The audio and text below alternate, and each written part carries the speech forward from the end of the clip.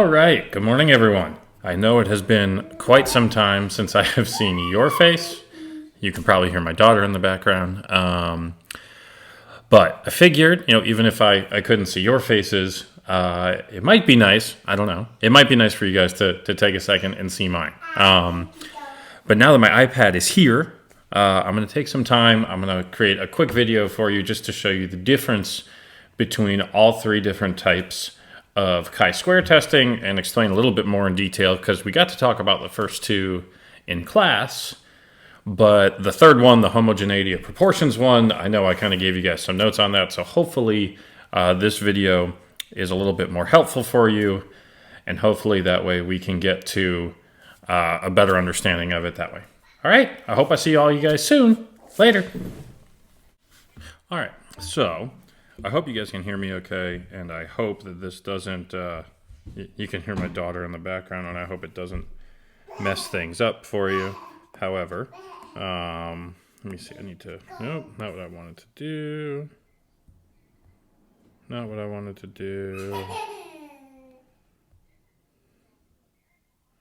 There we go. Okay. So now that we're back at the top of this document here we go. So today what we're going to talk about are the three different types of chi-square testing, right? I apologize for my daughter in the background. You'll hear her probably intermittently, but we'll do our best, right?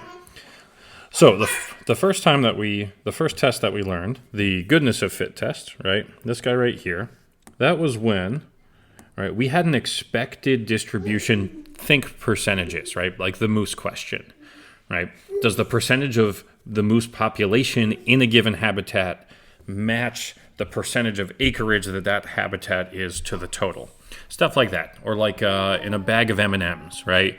Are all of the percentages of each color equal or not? Or do they fit the expected distribution that the company, I believe it's Mars, that makes M&Ms, right?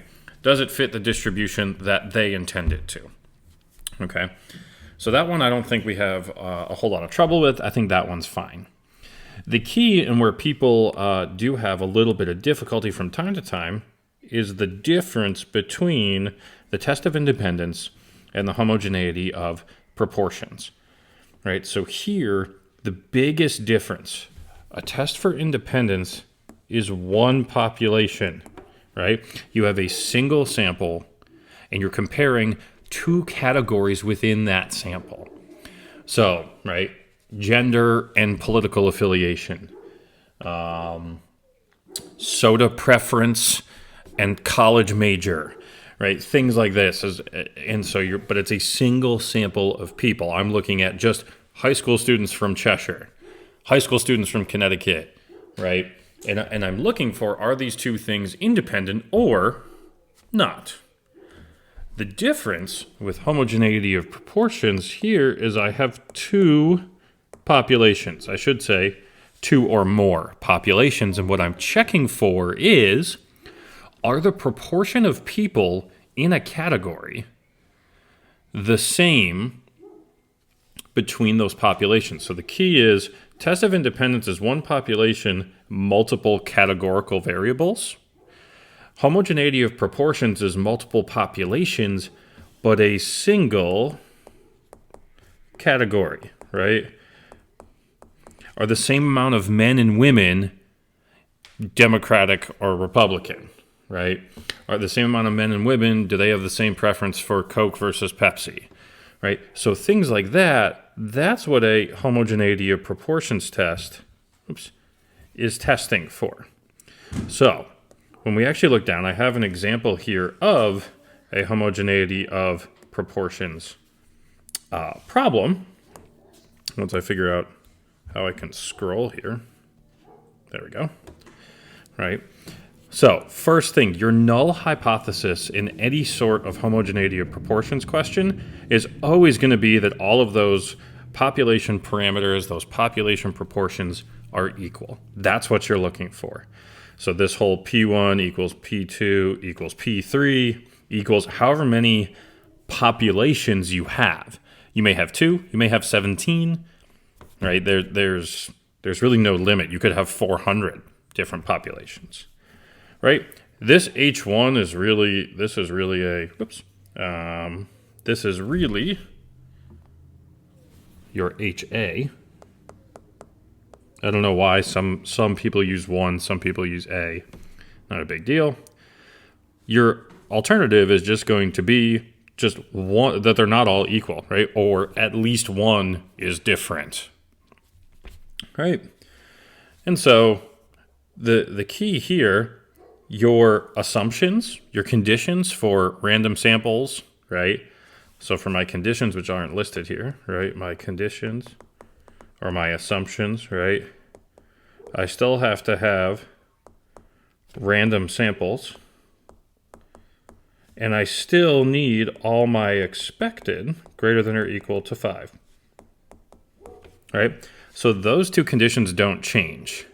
The only big difference here is that your hypotheses are different, right?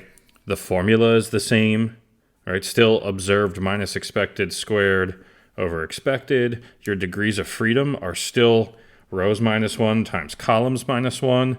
That doesn't change. And you still reject if your p-value is less than or equal to your alpha level, right?